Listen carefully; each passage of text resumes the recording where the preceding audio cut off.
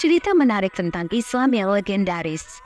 Hari ini saya akan menceritakan kisah seorang pria yang menghadapi tantangan besar ketika berhadapan dengan penghinaan terhadap kitab suci. Dalam kisah ini, kita akan menyaksikan bagaimana iman dan keadilan Allah berperan dalam mengatasi keburukan yang menimpa. Namun sebelumnya, saya sarankan untuk menuliskan sholawat yang kita tujukan kepada Nabi Muhammad, agar kelak sholawat ini bisa menjadi saksi kita untuk mendapat syafaat di akhirat. Like dan subscribe ke channel ini, sangat membantu menyebarkan dakwah Islam, dan semoga menjadi amal jariah untuk kita semua. Seorang wanita menceritakan sebuah kisah yang dialaminya sendiri di desanya. Di desa tersebut, terdapat seorang pria yang sangat soleh dan dikenal oleh semua penduduk desa. Pria tersebut bernama Abdul Syakur. Abdul Syakur adalah seorang yang sangat miskin. Dia tidak memiliki ibu, ayah, saudara laki-laki, maupun saudara perempuan. Karena tidak memiliki rumah, Abdul Syakur tinggal di masjid. Setiap pagi, dia membersihkan masjid dan tempat wudhu dengan tangannya sendiri. Karena dia tinggal di masjid, dia selalu melaksanakan sholat berjamaah. Bahkan sholat tahajud pun tidak pernah dia tinggalkan. Seluruh penduduk desa mengetahui kemiskinan Abdul Syakur, sehingga mereka sering mengirimkan makanan untuknya. Keadaan ini berlangsung selama bertahun-tahun. Hingga suatu hari, imam masjid memanggil Abdul Syakur dan bertanya, "Mengapa tidak aku carikan seorang istri untukmu agar kamu bisa hidup bersama istrimu di rumahmu sendiri?" Abdul Syakur tersenyum mendengar pertanyaan imam masjid dan berkata, "Ustadz, siapa yang mau menikah dengan orang miskin sepertiku?" Imam masjid menjawab, "Biarkan hal itu menjadi urusanku. Kamu hanya perlu menjawab ya atau tidak." Dan Abdul Syakur berkata, "Jika ada seorang wanita yang siap menerima keadaanku, aku tidak keberatan." Imam masjid kemudian memberitahu bahwa ada seorang wanita dalam keluarga jauh yang sudah bercerai. Imam berjanji akan menikahkan mereka pada hari Jumat berikutnya. Namun sebelum itu, Abdul Syakur harus mencari rumah sewaan untuk tinggal bersama istrinya nanti. "Jangan khawatir soal biaya sewa, itu akan aku urus," kata imam masjid. Abdul Syakur berhasil menemukan rumah sewaan, namun dia tidak memiliki uang untuk persiapan pernikahan. Sehari sebelum pernikahan, Abdul Syakur datang ke imam masjid dan berkata, "Ustadz, aku telah menemukan rumah untuk disewa, tetapi aku tidak punya apapun untuk pernikahan." Imam masjid menjawab, "Jangan khawatir, kamu hanya perlu bersiap untuk pernikahan besok pagi." Ketika matahari terbit pada hari Jumat, imam masjid mengumumkan kepada seluruh jamaah, "Jika ada yang memiliki sesuatu untuk disumbangkan di jalan Allah, silakan dibawa ke masjid, baik itu pakaian, makanan, atau uang." Mendengar pengumuman itu, banyak orang datang membawa barang-barang dari rumah mereka. Ada yang membawa pakaian, makanan, dan ada juga yang memberikan uang. Semua barang-barang ini kemudian dikirim ke rumah Abdul Syakur. Setelah sholat Jumat, pernikahan Abdul Syakur dilangsungkan dengan sangat sederhana oleh imam masjid. Setelah pernikahan, Abdul Syakur dan istrinya pindah ke rumah sewaan mereka. Istrinya adalah seorang wanita yang sangat soleh dan penuh kesabaran. Dia tidak pernah meminta apapun dari suaminya, selalu bersyukur kepada Allah dalam segala situasi. Setelah menikah, Abdul Syakur tetap membersihkan masjid setiap hari dan melaksanakan sholat. Setelah membersihkan masjid, dia keluar untuk mencari pekerjaan sementara istrinya selalu berdoa kepada Allah agar diberikan rezeki untuk suaminya. Setelah beberapa waktu mencari pekerjaan, Abdul Syakur akhirnya bertemu dengan seorang wali Allah. Di tempat wali Allah tersebut, banyak orang berkumpul untuk menyampaikan masalah dan kesulitan mereka. Dan wali Allah tersebut berdoa kepada Allah untuk menyelesaikan masalah-masalah mereka. Allah pun mengabulkan doa-doa tersebut dan menghilangkan segala kesulitan yang mereka alami. Salah satu hal istimewa di tempat itu adalah adanya rumah makanan yang digunakan untuk menyediakan makanan bagi orang-orang miskin. Abdul Syakur mendapatkan pekerjaan di sana untuk membantu menyiapkan dan membagikan makanan kepada yang membutuhkan. Sebagai imbalannya, ia diberikan sejumlah uang oleh wali Allah. Makanan yang tersisa biasanya ia bawa pulang untuk keluarganya. Seiring berjalannya waktu, keadaan rumah tangga Abdul Syakur mulai membaik. Beberapa tahun setelah pernikahan mereka, Allah menganugerahi mereka seorang putri yang sangat cantik. Abdul Syakur dan istrinya sangat bahagia dengan kehadiran putri mereka dan merawatnya dengan penuh kasih sayang. Setahun kemudian, Allah kembali menganugerahi mereka seorang putri kedua. Meskipun kembali dianugerahi seorang anak perempuan, Abdul Syakur tetap bersyukur dan bahagia karena merasa diberkahi oleh Allah. Namun, istrinya mulai merasa bahwa keluarga mereka membutuhkan seorang putra. Dia berkata kepada suaminya bahwa memiliki seorang saudara laki-laki bagi anak-anak perempuan mereka sangat penting. Dia meminta agar Abdul Syakur memohonkan doa kepada wali Allah agar Allah memberikan mereka seorang putra pada kelahiran berikutnya. Mendengar permintaan istrinya, Abdul Syakur hanya tersenyum dan melanjutkan pekerjaannya. Beberapa bulan kemudian, istrinya kembali menandu. Kali ini, dia berdoa dengan sangat khusyuk, memohon kepada Allah agar diberi seorang putra. Namun, Allah kembali menganugerahi mereka seorang putri untuk ketiga kalinya. Setelah kelahiran putri ketiganya, istri Abdul Syakur merasa sangat gelisah dan meminta suaminya untuk membawanya ke hadapan wali Allah agar ia bisa menyampaikan masalahnya langsung dan memohon doa agar dikaruniai seorang putra. Abdul Syakur dengan bijaksana menyarankan agar istrinya tetap berdoa di rumah dan membiarkannya yang menyampaikan permohonan tersebut kepada wali Allah. Waktu terus berjalan, dan 1 tahun kemudian, Allah menganugerahi mereka seorang putri keempat. Ketika putri keempat mereka lahir, istrinya sangat terpukul. Dia menangis di hadapan suaminya, merasa semakin terbebani oleh keadaan mereka yang masih miskin dan merasa bahwa Allah mungkin tidak akan memberikan mereka seorang putra. Namun, Abdul Syakur tetap berusaha menenangkan istrinya, mengingatkannya bahwa setiap anak perempuan yang lahir membawa rezekinya sendiri dan bahwa Allah memiliki rencana terbaik untuk mereka.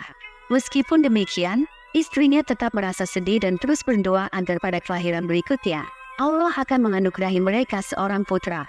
Istri Abdul Syakur merasa sangat gelisah dan tidak mengerti mengapa Allah terus memberinya anak-anak perempuan. Dia berkata kepada suaminya, "Aku tidak mengerti mengapa Allah hanya memberikan kita anak-anak perempuan. Meskipun aku selalu bersyukur kepada Allah, namun sebagai seorang ibu, hatiku menginginkan seorang putra."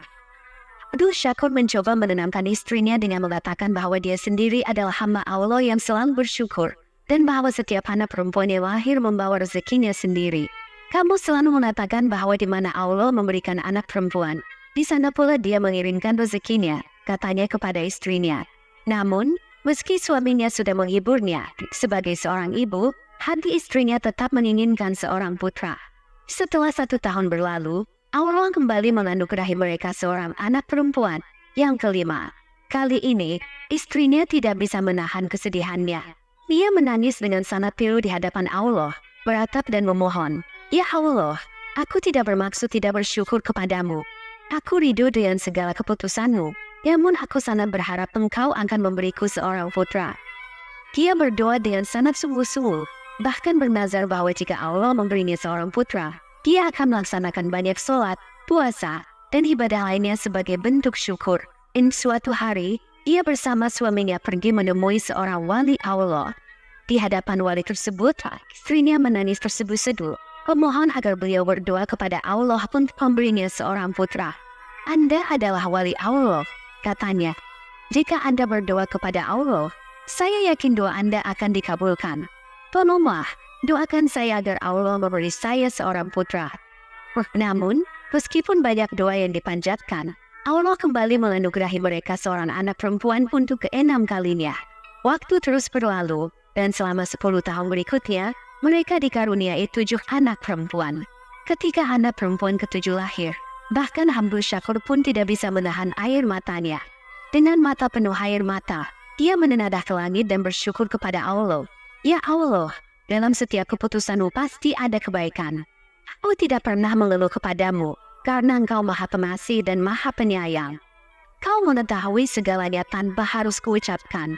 Aku tidak memiliki saudara laki-laki atau ayah, dan jika aku tidak memiliki putra, bagaimana aku akan bertahan hidup? Putra adalah lenan kekuatan bagi ayahnya." Melihat ayah mereka menangis dengan sedih, anak-anak perempuan kecil Abdul Syakur pun ikut menangis. Mereka mengangkat tangan kecil mereka dan berdoa, "Ya Allah, berilah kami seorang saudara laki-laki untuk bermain bersama kami." Setelah itu, Abdul Syakur memutuskan untuk pergi ke tempat wali Allah dengan hati yang hancur. Setelah selesai makan pagi, dia menuju ke tempat wali tersebut. Saat tiba di sana dan melihat orang-orang yang sedang berkumpul, dia menunggu hingga kerumunan itu mulai berkurang. Setelah suasana lebih sepi, Abdul Syakur mendekati wali Allah dan dengan penuh kesedihan bertanya, Wahai wali Allah, banyak orang datang dari jauh membawa masalah mereka ke sini. Apakah benar masalah-masalah mereka terpecahkan setelah didoakan oleh Anda? Wali Allah menjawab, anakku, kamu sendiri melihat dari pagi hingga malam orang-orang datang untuk berdua di sini. Allah dengan kasih-Nya mendengarkan doa-doa mereka dan mengabulkan permohonan mereka. Karena itulah, orang-orang datang dari jauh untuk berdoa di tempat ini. Aku hanyalah hamba Allah yang berdosa. Aku hanya menyembahnya. Jika Allah mengabulkan doaku, aku bersyukur kepadanya. Mendengar hal ini, Abdul Syakur berkata dengan sedih, aku sudah bekerja di sini selama 10 tahun, dan selama itu pula aku hanya meminta satu hal dalam doa-doaku, agar Allah memberiku seorang putra. Namun hingga saat ini, doaku belum juga terkabul. Abdul Syakur yang selama ini merasa dirundung kesedihan karena belum dikaruniai seorang putra, akhirnya mendapatkan sedikit harapan dari seorang wali Allah yang dihormatinya. Wali Allah tersebut berkata kepadanya, anakku, tahun ini Allah pasti akan memberimu seorang putra, tetapi ada satu pekerjaan penting yang harus kamu lakukan. Ketika Allah berkenan, apapun yang kau minta dengan segenap hatimu, pasti akan diberikan. Allah telah menyiapkan berkah yang besar untukmu, tetapi kau harus melakukan sesuatu yang sangat penting. Wali Allah kemudian menjelaskan bahwa Abdul Syakur harus menjaga dan melindungi Al-Quran dengan cara yang lebih mendalam daripada yang biasa dilakukannya. Meskipun Abdul Syakur sudah terbiasa membaca dan menjaga Al-Quran, Wali Allah menekankan bahwa dia harus mengambil langkah lebih lanjut. Wali Allah berkata, aku tahu kamu sudah menjaga dan membaca Al-Quran setiap hari, seperti yang seharusnya dilakukan oleh setiap muslim. Namun, ada tanggung jawab yang lebih besar yang harus kamu emban untuk mendapatkan berkah besar ini. Jika kamu melakukannya, aku berjanji bahwa Allah akan memberimu seorang putra yang cemerlang seperti bulan purnama, dan dia akan memberkahi kamu dengan segala macam kebaikan di dunia ini. Tugas yang diberikan oleh wali Allah itu cukup berat.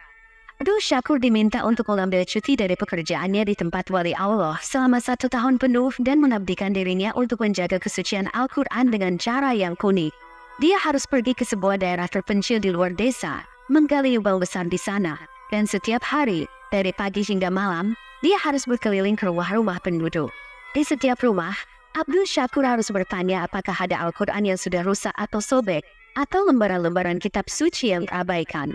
Misinya adalah mengumpulkan semua Al-Quran atau lembaran suci yang sudah tidak layak digunakan dan memastikan bahwa mereka dikubur dengan hormat di lubang yang telah digalinya, agar tidak ada yang menghina atau merusak kesucian kitab suci tersebut.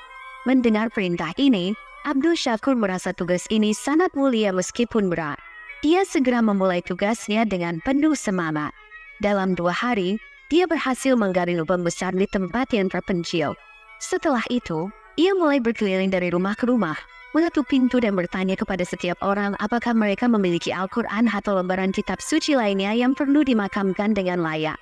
Dari pagi hingga malam, ia sibuk menjalankan tugas ini, tak hanya di desanya, tetapi juga di desa-desa sekitar. Dia bahkan mengumpulkan lembaran-lembaran suci dari tumpukan sampah dan tempat-tempat kotor, mencucinya dengan air bersih, dan kemudian menaruhnya dengan hati-hati di dalam lubang yang telah disiapkannya.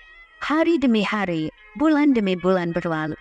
Selama 1 tahun penuh, Abdul Syakur dengan penuh dedikasi menjalankan tugas ini tanpa henti. Dia tidak pernah merasa lelah atau menyerah karena dia yakin akan janji wali Allah. Setelah 1 tahun berlalu, doa dan usaha Abdul Syakur pun terjawab. Allah menganugerahinya 2 orang putra kembar yang sangat tampan. Kebahagiaan yang dirasakan Abdul Syakur begitu besar, hingga tidak ada kata yang bisa menggambarkan perasaan sukacitanya. Dengan penuh rasa syukur dan kebahagiaan, Abdul Syakur segera pergi ke tempat wali Allah untuk menyampaikan kabar baik ini. Sesampainya di sana, ia langsung bersujud di kaki wali Allah dan menangis terharu. Awalnya, wali Allah mengira bahwa Abdul Syakur mungkin kembali dikaruniai seorang putri karena ia menangis begitu keras. Namun, Abdul Syakur segera berkata, hari ini, karena doa-doa Anda, Allah telah menganugerahi saya 2 orang putra kembar. Saya telah memberi mereka nama Qasim dan Asim. Mendengar kabar ini, wali Allah tersenyum, menyadari bahwa janji Allah telah terpenuhi. Dalam ungkapan kebahagiaannya, Abdul Syakur menawarkan apapun yang bisa dia lakukan sebagai tanda terima kasihnya. Walaupun aku hanyalah seorang yang miskin, apapun yang Anda minta dari saya akan berusaha untuk memenuhinya, katanya dengan tulus. Mendengar ini, wali Allah tersenyum lembut dan berkata, "Anakku, kami para orang tua hanya peduli pada Allah, Rasulnya, dan ibadah kepadanya. Kami bahagia dalam jalannya. Aku hanya akan memberimu satu nasihat. Jangan pernah tinggalkan pekerjaan menjaga kesucian Al-Quran yang telah kau lakukan. Ajarkan pula kepada anak-anakmu untuk melakukan hal yang sama. Biarkan segala urusan lainnya pada kehendak Allah." Abdul Syakur kembali ke rumahnya dengan hati yang penuh kebahagiaan. Setibanya di rumah, dia melihat senyum kebahagiaan yang terpancar di wajah istri dan anak-anak perempuannya. Dia lalu berkata kepada istrinya, "Allah telah memberikan kita karunia terbesar dalam hidup kita. Karena itu, aku ingin melakukan sesuatu yang istimewa, sesuatu yang akan menyenangkan Allah dan juga orang-orang di sekitar kita." Awalnya, istrinya mengira Abdul Syakur mungkin ingin membuat sebuah numbu makanan untuk dibagikan kepada orang-orang miskin atau memberikan sumbangan kepada mereka yang membutuhkan. Dengan penasaran, ia bertanya, "Pekerjaan istimewa apa yang akan kau lakukan yang bisa membuat Allah dan orang-orang senang?" Abdul Syakur menjawab, "Aku ingin memberikan sebuah Al-Quran kepada setiap rumah di desa kita sebagai hadiah. Karena berkat Al-Quran inilah Allah telah memberi kita karunia yang begitu besar." Mendengar rencana suaminya, istrinya sangat gembira dan mendukung penuh idenya. "Tentu saja, ini akan membuat Allah dan semua orang di desa kita sangat bahagia," katanya dengan penuh semangat. Keesokan harinya, Abdul Syakur segera memesan sejumlah Al-Quran dan membagikannya ke setiap rumah di desanya. Tindakan ini disambut dengan sukacita oleh seluruh penduduk desa. Mereka menerima Al-Quran tersebut dengan penuh cinta dan penghargaan. Seiring berjalannya waktu, ketika kedua putranya, Qasim dan Asim berusia 7 tahun, Abdul Syakur mendaftarkan mereka ke sebuah madrasah untuk mempelajari dan menjaga Al-Quran. Selain itu, ia juga memastikan bahwa putri-putrinya mendapatkan pendidikan agama dan juga pendidikan duniawi yang baik. 20 tahun berlalu sejak Abdul Syakur memulai perjalanannya dalam menjaga kesucian Al-Quran. Dalam kurun waktu itu, ia telah menikahkan semua putrinya dengan pria-pria dari keluarga yang soleh dan terhormat, dan dia bersyukur kepada Allah karena putri-putrinya kini hidup bahagia di rumah tangga mereka masing-masing. Kedua putra Abdul Syakur juga telah tumbuh menjadi hafiz Al-Quran. Salah satu putranya, yang bernama Qasim, membangun sebuah madrasah kecil di desa mereka dan mengajarkan Al-Quran kepada anak-anak lelaki di desa tersebut. Sementara itu, putranya yang lain, Asim, terus membantu ayahnya dalam menjaga dan merawat Al-Quran. Suatu hari, Qasim mendekati ayahnya dan berkata, "Ayah, apa kau ingin pergi ke luar negeri? Aku ingin bekerja keras dan menghasilkan banyak uang. Dan dengan uang itu aku ingin membangun sebuah madrasah yang lebih besar untuk kakakku, di mana orang-orang dari desa-desa lain bisa datang dan belajar di sini." Mendengar keinginan anaknya, Abdul Syakur merasa sedikit khawatir. "Anakku," katanya, "aku telah memohon kepada Allah dengan penuh harap dan doa untuk mendapatkanmu. Karena itu, aku tidak ingin kau pergi jauh dariku. Apa yang Allah berikan kepadaku sudah cukup, dan aku bersyukur untuk itu." Namun, Qasim bersikeras dengan keinginannya. "Ayah, engkau telah berdoa dengan sangat keras untuk kehadiranku. Maka, percayalah kepada Allah yang telah memberi saya kehidupan ini.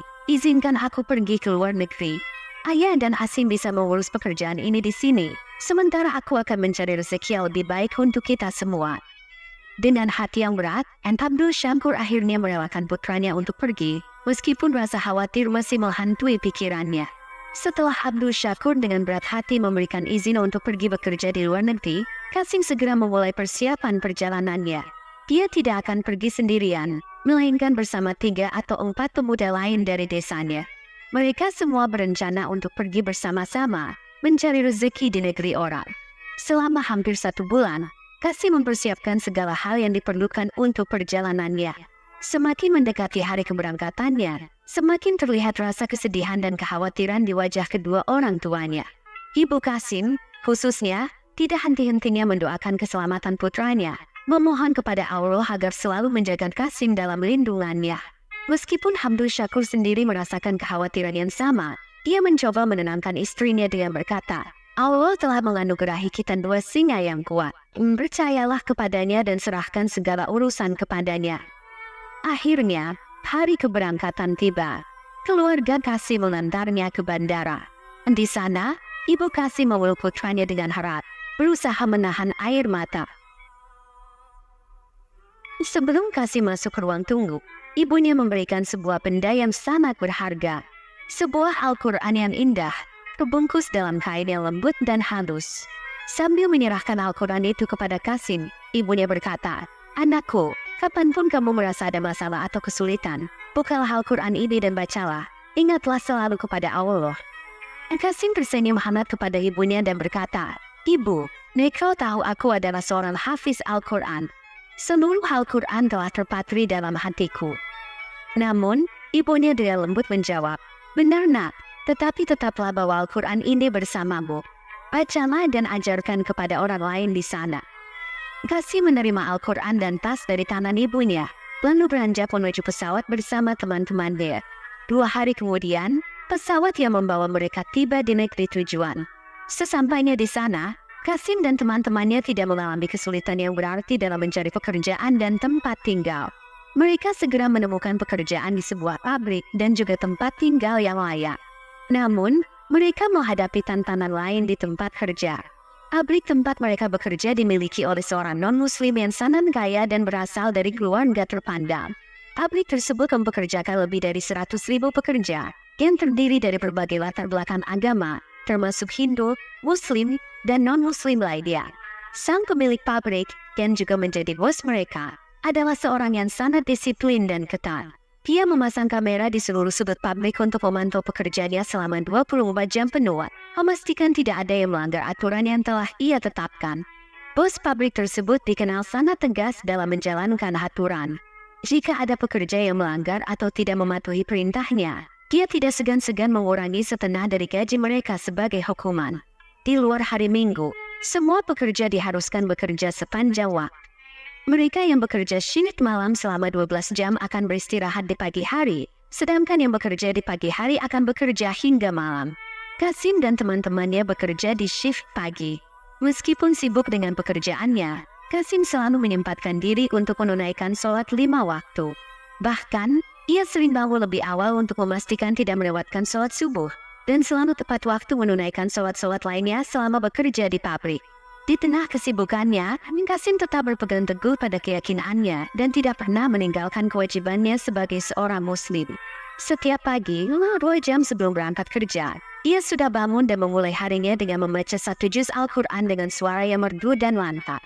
Suaranya yang indah membuat semua rekan kerjanya yang beragama Islam merasa tenang dan damai.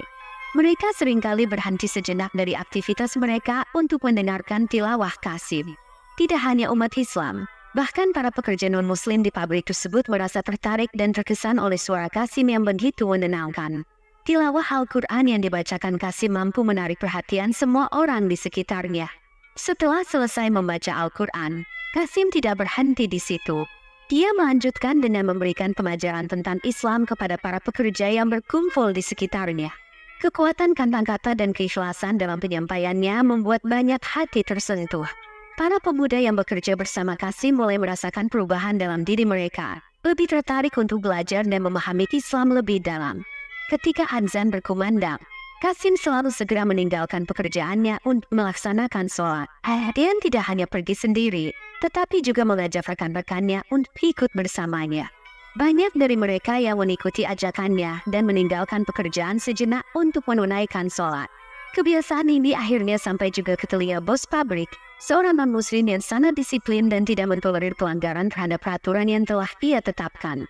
Bos tersebut memanggil Qasim dan dengan nada tegas berkata, "Kamu tahu aturan di sini, aku tidak pernah membiarkan siapapun melanggar perintahku. Kamu sering terlambat datang ke pekerjaan karena kebiasaanmu ini. Tidak hanya itu, kamu juga mempengaruhi pekerja lain untuk ikut serta meninggalkan pekerjaan demi sholat. Untuk bulan ini, aku masih memberimu gaji penuh. Tetapi jika kamu terus melanjutkan kebiasaan ini, bulan depan aku akan memotong setengah dari gajimu." Mendengar ancaman tersebut, Qasim tetap tenang. Dia mendengarkan dengan sabar tanpa membantah atau memberikan argumen apapun. Setelah itu, ia keluar dari ruangan tanpa sedikit pun berubah sikap. Esok harinya, Qasim tetap bangun lebih awal dan melanjutkan rutinitasnya seperti biasa. Dia membaca Al-Quran dengan suara merdu, mengajak rekan-rekannya untuk mendalami Islam, dan pergi menunaikan sholat tepat waktu. Keteguhan hati Kasim tidak tergoyahkan meskipun ada ancaman dari bosnya. Ketika bos pabrik mengetahui bahwa Kasim tidak berubah sedikit pun, ia menjadi sangat marah. Pada bulan berikutnya, ia benar-benar memotong setengah dari gaji Kasim. Bos itu berpikir bahwa tindakan ini akan membuat Kasim menghentikan kebiasaan sholatnya dan menuruti aturan pabrik. Namun, keputusan ini tidak mempengaruhi Kasim sama sekali. Ia tetap melanjutkan rutinitasnya, bekerja dengan baik dan menunaikan sholat dengan tepat waktu. Bahkan, keteladanan Kasim mulai memberikan pengaruh lebih luas. Semakin banyak pekerja muslim di pabrik yang ikut meninggalkan pekerjaan untuk menunaikan sholat bersama Kasim. Melihat hal ini, bos pabrik menjadi semakin marah. Dia merasa bahwa kedisiplinannya sedang diuji, dan pengaruh Kasim mulai merusak tata tertib yang telah ia bangun. Akhirnya, bos tersebut memanggil semua pekerja yang biasa sholat bersama Kasim dan mengancam akan menghentikan gaji mereka jika mereka terus meninggalkan pekerjaan untuk sholat. Mendengar ancaman ini, para pekerja merasa ketakutan. Mereka berkata kepada bos, "Tolong jangan perlakukan kami seperti ini. Jika Anda memerintahkan kami untuk tidak meninggalkan pekerjaan untuk sholat, kami akan menaatinya. Tetapi, mohon jangan potong gaji kami." Kasim yang mendengarkan semua ini tetap diam. Ia tidak berusaha membela dirinya sendiri atau menentang keputusan bos tersebut. Lalu, bos itu berbalik kepada Kasim dan bertanya dengan nada sinis, "Bagaimana pendapatmu tentang hal ini?" Kasim menjawab dengan lembut dan sopan, "Anda bisa memotong gaji saya jika itu yang Anda inginkan. Namun, saya tidak bisa meninggalkan kewajiban saya kepada Allah. Saya akan tetap melaksanakan sholat saya tepat waktu, karena itu adalah perintah dari Allah, yang jauh lebih tinggi dari perintah manusia manapun." Jawaban Kasim yang penuh keteguhan ini membuat bos tersebut terdiam, tetapi juga semakin marah. Dia merasa bahwa Kasim adalah orang yang keras kepala dan tidak bisa diatur, dan dia berniat untuk mengambil tindakan lebih keras lagi. Ketika bos Kasim terus mengancam akan memotong setengah gajinya jika ia tetap meninggalkan pekerjaan untuk sholat dan membaca Al-Quran, Kasim dengan tenang menjawab, "Anda bisa memotong setengah gaji saya, tetapi saya tidak akan pernah meninggalkan kewajiban saya untuk sholat dan membaca Al-Quran. Itu adalah prinsip Anda bahwa siapapun yang meninggalkan pekerjaannya untuk hal lain harus menerima pemotongan gaji. Namun, itu juga adalah prinsip kami bahwa siapapun yang melanggar perintah Allah akan menerima hukuman yang jauh lebih berat darinya. Maaf, tapi saya tidak bisa mengorbankan kewajiban saya kepada Allah hanya demi pekerjaan." Mendengar jawaban Kasim, bosnya semakin geram. Dia merasa Kasim adalah orang yang sangat keras kepala dan tidak mudah diatur. Dengan nada sinis, dia berkata, "Baiklah, kita lihat sampai kapan kamu bisa bertahan dengan prinsipmu. Pada akhirnya, kamu akan menyerah dan menghentikan kebiasaanmu ini." Perkataan Kasim ternyata membuat banyak pekerja lain yang mendengarnya merasa malu. Mereka merasa terinspirasi oleh keteguhan iman Kasim dan bertekad untuk tidak lagi meninggalkan kewajiban mereka sebagai muslim. Meskipun ada ancaman dari bos, mereka memutuskan untuk tetap mengikuti Kasim dalam menunaikan sholat. Keesokan harinya, ketika waktu sholat tiba, semakin banyak pekerja yang bergabung dengan Kasim untuk melaksanakan sholat bersama. Bos pabrik yang mengetahui hal ini merasa sangat marah, tetapi kali ini dia tidak mengatakan apapun. Sebaliknya, dia memutuskan untuk memotong setengah gaji semua pekerja yang mengikuti Kasim untuk sholat. Pada hari Minggu, ketika semua pekerja mendapat libur, Kasim sering mengumpulkan mereka untuk mendengarkan ceramah dan nasyid tentang Nabi Muhammad. Bahkan, di antara mereka ada beberapa pekerja non-muslim yang juga tertarik dengan ajaran Kasim. Mereka merasa terkesan dengan kepribadian Kasim dan mulai tertarik untuk mempelajari Islam lebih dalam. Setiap pagi, ketika Kasim membaca Al-Quran, para pekerja non-muslim ini mendengarkan dengan penuh perhatian dan rasa hormat. Suara Kasim yang merdu dan ketulusan dalam membaca kitab suci menarik hati mereka. Suatu hari, beberapa dari mereka memberanikan diri untuk mendekati Kasim dan dengan hati-hati bertanya, "Apakah kamu bisa mengajarkan kami cara membaca Al-Quran? Kami sangat tertarik untuk mempelajarinya, tapi kami takut kepada bos kami. Jika dia tahu kami belajar Al-Quran, ia mungkin akan memecat kami atau menghentikan semua bantuan keuangan yang kami dapatkan untuk keluarga kami." Kasim dengan tenang menjawab, "Saudara-saudara, tidak ada yang perlu ditakuti selain Allah. Dialah yang mengatur seluruh alam semesta, dan kepadanya lah kita semua harus bergantung. Namun, jika kalian merasa takut, Aku berjanji untuk tidak memberitahukan hal ini kepada siapapun. Aku akan dengan senang hati mengajarkan kalian cara membaca Al-Quran. Selama hampir 1 tahun, Qasim mengajarkan Al-Quran kepada pekerja-pekerja non-muslim tersebut secara diam-diam. Mereka belajar dengan tekun hingga akhirnya mampu membaca Al-Quran dengan baik dan akhirnya mereka mengucapkan syahadat, menjadi muslim. Pengaruh Qasim di pabrik semakin besar, dan banyak pekerja non-muslim lainnya yang mengikuti jejak mereka dan memeluk Islam. 2 tahun berlalu sejak Qasim pertama kali mulai bekerja di pabrik tersebut. Selama waktu itu, suasana pabrik berubah secara drastis. Banyak pekerja yang awalnya non-muslim kini telah menjadi muslim berkat ajaran dan keteladanan Qasim. Namun, perubahan ini tidak disambut baik oleh bos pabrik. Ketika dia mengetahui bahwa Qasim telah mengislamkan banyak pekerja, amarahnya memuncak. Dia merasa bahwa Qasim telah melampaui batas dan merusak tatanan yang selama ini dia pertahankan. Dalam hati, dia bertekad untuk menyingkirkan Qasim, sekali dan untuk selamanya. Bos Qasim yang sudah sangat marah dan tidak bisa lagi menahan emosinya, memutuskan bahwa ia akan mengakhiri hidup Qasim. Dia merasa bahwa Qasim telah melewati batas dengan membuat dirinya terlihat lemah di mata para pekerja lain. Sudah cukup. Aku tidak akan membiarkan dia terus mengendalikan pekerja-pekerjaku. Besok adalah hari terakhirnya, pikir bos tersebut dengan penuh kebencian. Pada hari Jumat pagi, ketika Qasim sedang membaca Al-Quran dengan suara lantang seperti biasa, bosnya datang dengan penuh amarah. Tanpa peringatan, bos tersebut telah memberi Qasim dan menendangnya dengan keras hingga jatuh ke lantai. Al-Quran yang ada di tangan Qasim terlempar jauh. Namun, meskipun sudah terjatuh, Qasim tetap melanjutkan membaca Al-Quran dari ingatannya, karena seluruh Al-Quran telah dihafalnya. Kemarahannya semakin memuncak melihat Qasim yang tidak berhenti melantunkan ayat-ayat suci. Dengan penuh kebencian, bos tersebut memerintahkan salah satu pekerjanya untuk segera mengambil korek api. Hari ini, aku akan membakar Al-Quran ini di depan matanya, dan kita lihat apa yang bisa dilakukan oleh Tuhannya, ancamnya dengan nada sinis. Mendengar ancaman tersebut, Qasim menangis dengan pilu, memohon kepada Allah, "Ya Allah, Engkau yang maha melindungi kita-Mu, tunjukkan kekuatanmu kepada orang ini yang berani menghina firman." Tidak lama kemudian, pekerja yang diperintahkan oleh bos tersebut kembali dengan korek api. Bos itu pun langsung menyalakan korek dan mendekatkannya ke Al-Quran yang sudah tergeletak di lantai.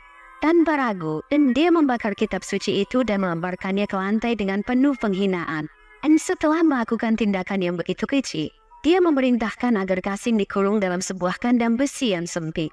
"Sekarang, aku ingin melihat siapa yang akan menyelamatkanmu dari sini. Kamu akan mati kelaparan dan kehausan di tempat ini," teriaknya dengan penuh kebencian. Setelah itu, bos tersebut meninggalkan pabrik dan mulai kembali ke rumahnya. Namun, di tengah perjalanan, tiba-tiba ia merasakan sakit yang luar biasa di dadanya. Nafasnya mulai terasa sesak, dan tubuhnya melemah dengan cepat. Merasa ada yang sangat salah, dia segera dibawa ke rumah sakit oleh orang-orang di sekitarnya. Di rumah sakit, para dokter segera melakukan berbagai tes untuk mengetahui apa yang terjadi. Tetapi anehnya, mereka tidak menemukan penyakit apapun yang bisa menjelaskan kondisinya. Kondisinya semakin memburuk dengan cepat. Tubuhnya mulai menunjukkan gejala yang mengerikan. Kulitnya mulai retak, mengeluarkan darah yang mengalir seperti air dari luka-luka yang dalam. Rasa sakit yang dideritanya membuatnya berteriak dan meronta-ronta kesakitan, seolah-olah seluruh tubuhnya sedang disiksa. Dokter-dokter yang merawatnya hanya bisa menyaksikan dalam kebingungan dan ketidakberdayaan, karena mereka tidak mampu menemukan penyebab dari penderitaannya. Saat rasa sakitnya semakin parah, matanya mulai mengeluarkan darah, membuat bola matanya berubah menjadi merah menyala. Darah juga mulai mengalir dari bagian tubuh lainnya, membuat penampilannya semakin menyeramkan. Ceritanya menggema di seluruh rumah sakit, menarik perhatian banyak orang. Beberapa orang yang mendengar berita tentang kondisinya datang untuk memberikan nasihat. "Bertobatlah kepada Allah. Ini adalah akibat dari penghinaan yang kau lakukan terhadap Al-Quran. Allah sedang menunjukkan kekuatannya. Mintalah ampunannya sebelum terlambat." Namun, dengan keras kepala, bos tersebut menolak untuk mengakui kesalahannya dan tidak mau mendengarkan nasihat siapapun. Dalam waktu singkat, kondisi tubuhnya semakin memburuk. Luka-luka di tubuhnya mulai mengeluarkan cairan hitam yang sangat busuk dan menjijikkan, hingga para dokter pun takut untuk mendekatinya. Ketika berita ini sampai ke telinga para pekerja di pabrik, mereka semua merasa jijik dan mulai menjauhi bos tersebut. Kebencian dan ketakutan menyelimuti perasaan mereka terhadapnya. Orang-orang mulai meninggalkannya, dan dia semakin terisolasi. Rasa sakit yang tak tertahankan membuatnya memohon kepada dokter untuk memberinya suntikan mematikan agar dia bisa mati dengan cepat, karena dia tidak sanggup lagi menahan penderitaan tersebut. Namun, para dokter terus berusaha untuk menyelamatkannya, meskipun tidak ada yang bisa mereka lakukan untuk mengurangi penderitaannya. Seiring waktu berlalu, tubuhnya mulai mengalami perubahan yang mengerikan. Rambutnya mulai rontok, kuku-kukunya tumbuh panjang dan tajam, dan wajahnya mulai berubah bentuk menjadi sesuatu yang sangat menakutkan, seperti makhluk yang tidak lagi manusiawi. Perlahan-lahan, tubuhnya berubah menjadi makhluk seperti monster ular, bersisi kasar dengan wajah yang sangat menyeramkan. Penampilannya begitu mengerikan hingga para dokter dan perawat yang ada di sana lari ketakutan meninggalkan ruangan. Semua orang yang melihatnya merasakan ketakutan yang mendalam, dan mulai menyebut nama Allah dalam hati mereka, memohon perlindungan darinya. Azab Allah telah menimpa bos tersebut sebagai balasan atas penghinaan yang dilakukannya terhadap Al-Quran dan tindakan keji yang dilakukannya terhadap Qasim. Kabar tentang kejadian ini segera menyebar luas di seluruh negeri, bagaikan api yang menjalar dengan cepat. Orang-orang mulai berbicara tentang bagaimana seorang manusia bisa berubah menjadi makhluk yang lebih buruk daripada binatang akibat perbuatannya sendiri. Setiap orang yang melihat bos tersebut, kini berubah menjadi sosok seperti monster, merasa jijik dan ketakutan. Mereka tidak segan-segan untuk menunjukkan rasa jijik mereka dan berlalu pergi sambil beristighfar. Di sisi lain, teman-teman Qasim yang berada di pabrik berhasil membebaskannya dari kurungan. Dengan penuh rasa syukur, mereka mendapati bahwa Al-Quran yang sungguhnya dimakan oleh bos tersebut ternyata tidak rusak sedikit pun. Kitab suci itu tetap utuh, seolah-olah tidak pernah tersentuh oleh api. Kejadian ini membuat semua pekerja pabrik, baik yang muslim maupun non-muslim, bersatu mendukung Qasim. Dengan kekuatan imannya dan melihat keajaiban yang terjadi sebagai bukti nyata dari kekuasaan Allah. Banyak dari pekerja non-muslim yang menyaksikan kejadian tersebut yang memutuskan untuk memeluk Islam. Qasim pabrik semakin besar, dan dia menjadi sosok yang sangat dihormati oleh semua orang. Popularitas Qasim pun semakin meluas, tidak hanya di kalangan pekerja pabrik, tapi juga di seluruh negeri. Nama Qasim mulai dikenal sebagai sosok yang diberkahi dan dijaga oleh Allah, hingga banyak orang yang ingin mempekerjakannya dengan imbalan yang besar. Bahkan, ketika keluarga bos tersebut mendengar apa yang terjadi, mereka datang kepada Qasim dengan hati yang penuh penyesalan. Kemauan kepada Qasim agar mendoakan anak mereka, berharap agar ia bisa kembali menjadi manusia seperti sedia kala. Menyaksikan kebesaran hati dan ketulusan Qasim, ayah dari bos tersebut akhirnya memutuskan untuk menyerahkan kepemimpinan pabrik kepada Qasim. Dia merasa bahwa Qasim adalah orang yang paling pantas untuk memimpin, setelah melihat integritas dan kekuatan spiritualnya. Seluruh keluarga bos tersebut akhirnya juga